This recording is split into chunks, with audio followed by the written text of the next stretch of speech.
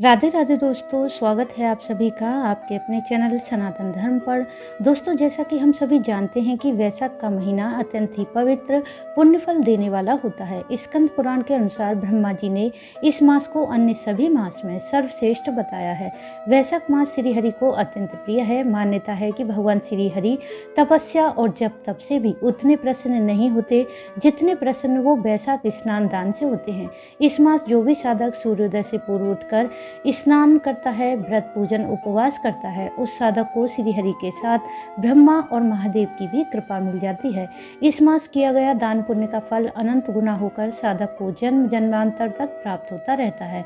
शास्त्रों के अनुसार महिरथ नाम के राजा ने मात्र वैशाख स्नान करके ही श्री हरि के वैकुंठ धाम को प्राप्त किया था। इस प्रकार बहुत ही श्रेष्ठ और उत्तम है वैशाख मास। यदि आप इस पूरे महीने स्नान दान नहीं कर पाए हैं तो वैशाख मास के अंतिम 5 या 3 दिन वैशाख स्नान कर सकते हैं। इससे भी आपको पूरे वैशाख मास का फल प्राप्त हो जाएगा। तो आज की वीडियो में मैं आपसे शेयर करने वाली हूँ कि वैशाख मास के वह अंतिम 5 दिन कौन से हैं। यदि पूरे मास आप दान नहीं कर पाए हैं तो इन 5 दिनों में किस वस्तु का दान करें जिससे पूरे महीने किए गए दान का फल प्राप्त हो जाए। इन 5 दिन पूजन किस प्रकार करें।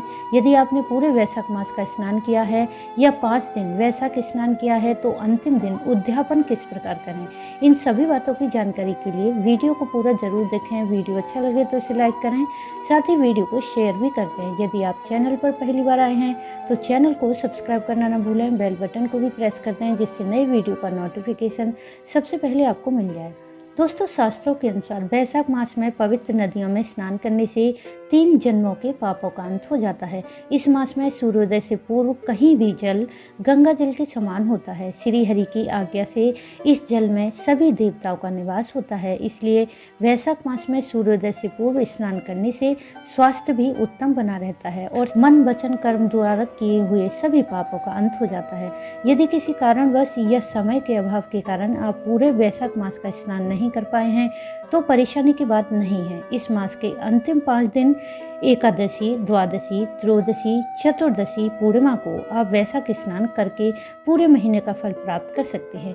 यदि आपके पास 5 दिन का भी समय नहीं है तो आप वैशाख मास के अंतिम 3 दिन त्रयोदशी, चतुर्दशी, पूर्णिमा को भी वैशाख के पवित्र महीने का संपूर्ण लाभ प्राप्त कर सकते हैं, जिसमें 19 मई से लेकर 23 मई तक 5 दिन वैशाख स्नान दान कर सकते हैं। और यदि आप 3 दिन वैशाख स्नान कर रहे हैं तो यह 21 मई से लेकर 23 मई तक कर सकते हैं।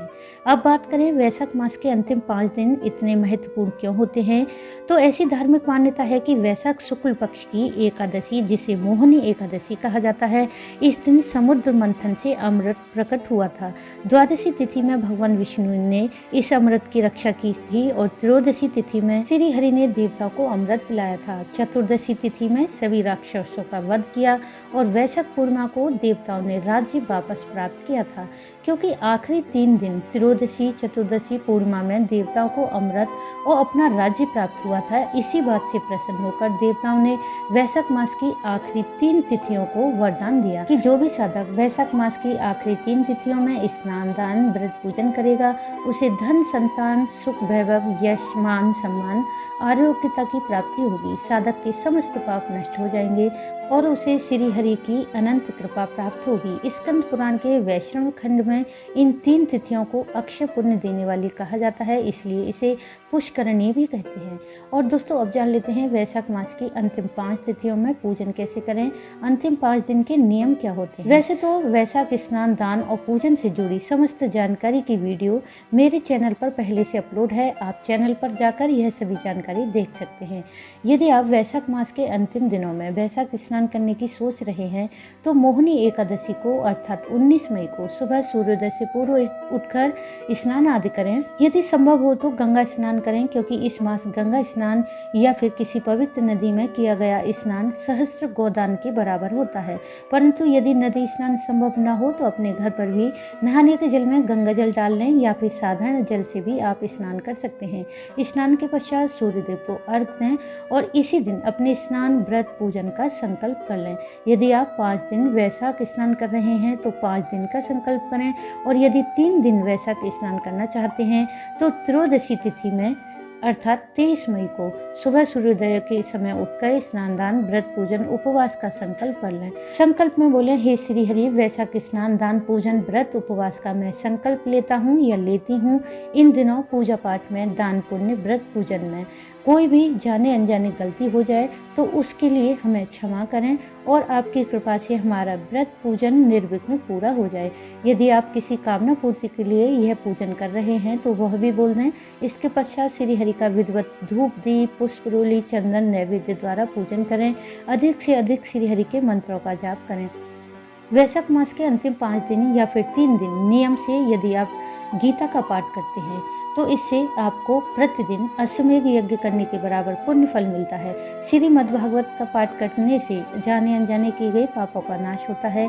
इसके अलावा विष्णु सहस्त्र नाम का पाठ करने से कभी ना समाप्त होने वाला पुण्य फल प्राप्त होता है। बात करें इन 5 दिन किन किन नियमों का पालन करना है, तो यदि आप वैशाख मास के 5 दिन वैशाख स्नान करने का संकल्प ले रहे हैं तो आप अपने शरीर की सामर्थ्य के अनुसार पूरा दिन फलाहार करके व्रत कर सकते हैं या फिर दिन में एक समय सूर्यास्त से पहले शुद्ध सात्विक बिना प्याज लहसुन का भोजन भी कर सकते हैं।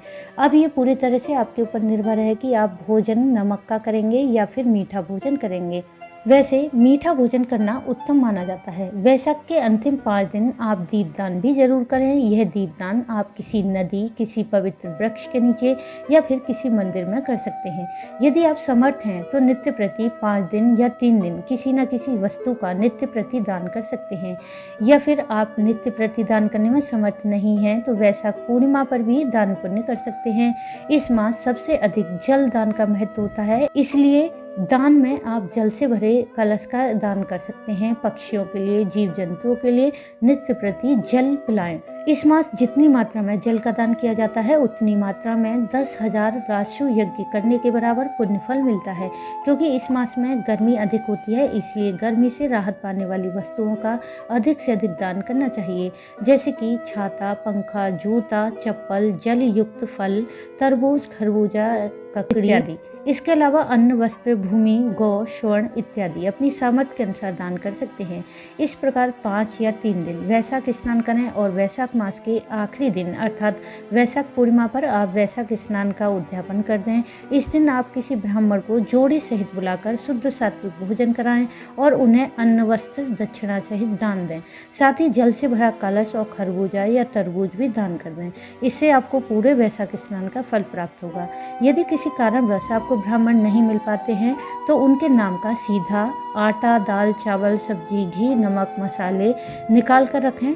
साथ ही जल से भरा कलश और खरबूजा दक्षिणा सहित लेकर किसी मंदिर में दान कर दें। ध्यान रखें कि यदि आप वैशाख मास के किसी भी दिन किसी भी वस्तु का दान नहीं कर पाए हैं तो वैशाख मास के अंतिम दिन दान पुण्य जरूर करें, तभी आपको वैशाख स्नान का संपूर्ण फल प्राप्त होगा। दोस्तों, उम्मीद है इस वीडियो में दी गई जानकारी से आपको लाभ जरूर मिलेगा। यदि कोई जानकारी छूट गई है तो आप कमेंट करके पूछ सकते हैं। यदि यह वीडियो आपको अच्छी लगी हो तो इसे लाइक करें, शेयर करें, साथ ही चैनल को सब्सक्राइब कर लें। वीडियो अंत तक देखने के लिए आपका धन्यवाद। राधे राधे।